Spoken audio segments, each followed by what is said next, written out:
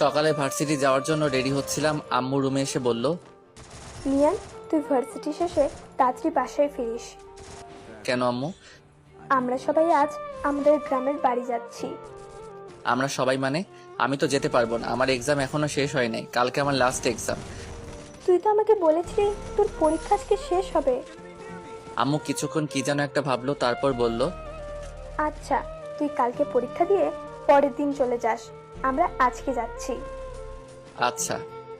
আমি আবার বললাম, আম্মু হঠাৎ তোমাদের গ্রামের বাড়ি যাওয়ার কথা কেন মনে হলো? আগামী শুক্রবারে দিয়ার বিয়ে। কি বলো কি আম্মু, এত পিচ্ছি একটা মাইয়ার কিভাবে বিয়ে হবে?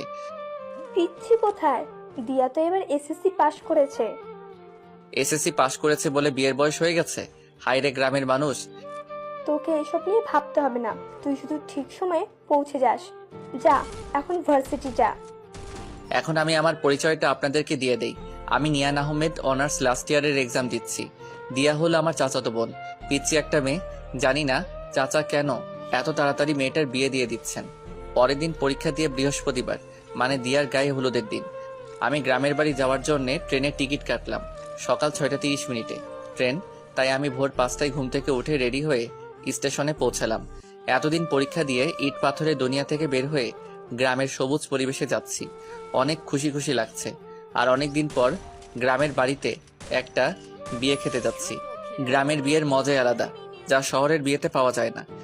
সকাল 7টা, ট্রেন চলছে তার দুরন্ত গতিতে। আমার কানের ইয়ারফোন বাজছে রোমান্টিক গান। দুপুর 12টা 30 এসে স্টেশনে পৌঁছালাম। যেহেতু চাচাদের বাসা স্টেশন থেকে বেশি দূরে না, তাই ভাবলাম রিক্সা দিয়ে যাই। রিক্সা দিয়ে গেলে গ্রামের সবুজ পরিবেশটা ভালো করে দেখতে পারবো। রিক্সা চলছে আপন গতিতে। চারিদিকে শুনশান বাতাস, পাখির কিচিরমিচির সবুজে ঘেরা মাঠ। অনেক ভালো লাগছে। কিছুক্ষণ পর রিক্সা এসে থামলো চাচার বাড়ির সামনে। আসলে চাচা হলেন এই এলাকার চেয়ারম্যান, তাই রিক্সাওয়ালাকে চাচার নাম বলাতেই একেবারে বাড়ির সামনে এনে নামিয়ে দিল। গেট খুলে বাড়িতে ঢুকলাম। বিশাল বাড়িটা খুব সুন্দর করে সাজানো।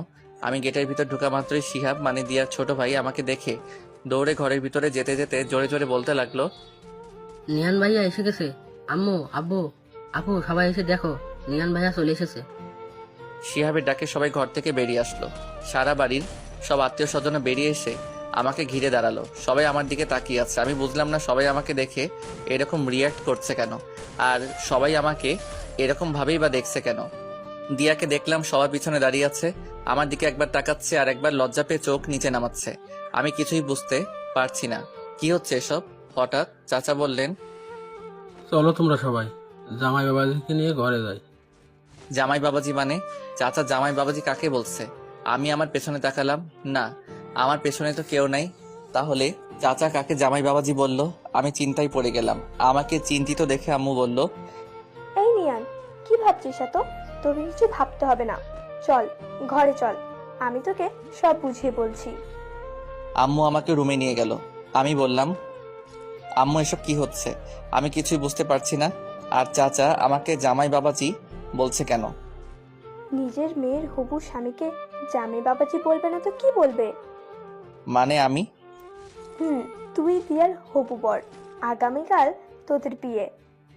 আম্মু, কি? আমার পক্ষে এই পিচ্চিটাকে বিয়ে করা সম্ভব না। হঠাৎ আব্বু রুমে ঢুকে বলল,